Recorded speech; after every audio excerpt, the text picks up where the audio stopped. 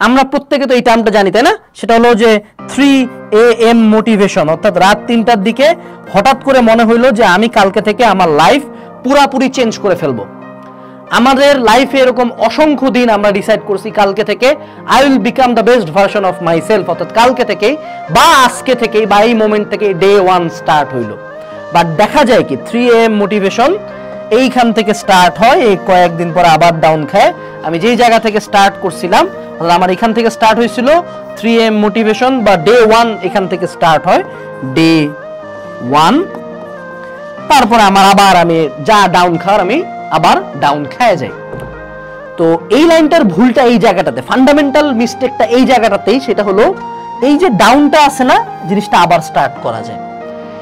যখন আমরা বলি ডে 1, এই ডে 1 কখনো এমন কোনো দিন না যেদিন আমি স্টার্ট করছি তারপর থেকে পুরা গোস্ট মোডে চলে যাব। এখন তো খুব ফেমাস একটা লাইন, সেটা হলো গোস্ট মোড। গোস্ট মোডে চলে গেলাম, আমার পুরা লাইফ চেঞ্জ হয়ে গেল, আমি কালকে থেকে জিমে গেলাম, কালকে থেকে পড়াশোনা করলাম, কালকে থেকে এন্টারপ্রেনারশিপ স্টার্ট করছি, কালকে থেকে লাইফ চেঞ্জ, ধাপ ধাপ ধাপ ধাপ ধাপ ধাপ সাকসেস। এমন কখনো হয় না।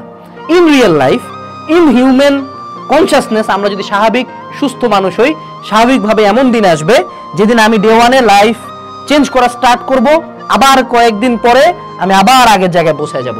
দেন আমাকে যেটা করতে হবে, আমি যদি ওই ডে 1টা স্টার্ট করি, আমাকে ডে 1 প্রতিদিন আবার স্টার্ট করতে হবে, প্রতিদিন, প্রতিবার, বারবার।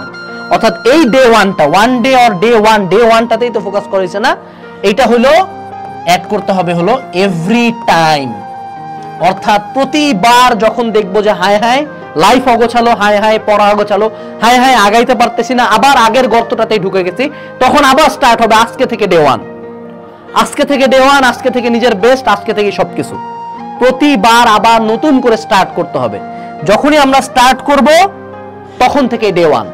অর্থাৎ ডে 1 কখনো আমরা যাতে এরকম না ভাবি আগের বার তো ট্রাই করছিলাম, আগের বার তো রুটিন বানাইছিলাম, আগের বার তো জিম স্টার্ট করছিলাম, আগের বার তো পড়াশোনা স্টার্ট করছিলাম, আগের বার তো 16 ঘন্টা পড়ছিলাম, তারপরে তো লাভের লাভ কিছু হয় না, আগের জায়গায় চলে আসি, তার মানে আমি ট্রাই করবো। অর্থাৎ you have to try again and again and again.